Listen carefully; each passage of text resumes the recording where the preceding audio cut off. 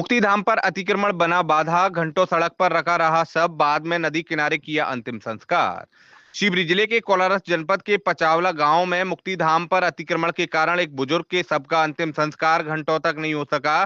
परिजन सबको सड़क पर रखकर इंतजार करते रहे। बाद में ग्रामीणों की मदद से मुक्तिधाम के पास नदी किनारे शव का अंतिम संस्कार किया गया।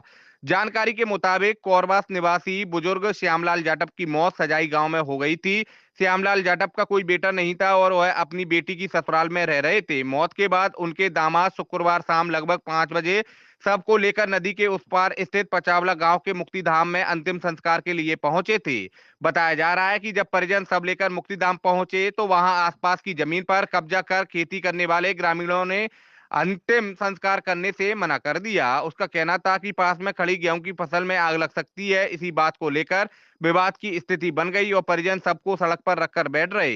इस दौरान परिजन आक्रोश में सबको रास्ते में ही छोड़कर जाने की बात कहने लगे। बाद में मौके पर मौजूद कुछ ग्रामीणों ने बीच बचाव किया और मुक्तिधाम के किनारे बह रही नदी में अंतिम संस्कार करने का सुझाव दिया। इसके बाद सब यात्रा खाई से होकर नदी किनारे पहुंची, जहां बुजुर्ग का अंतिम संस्कार कराया गया।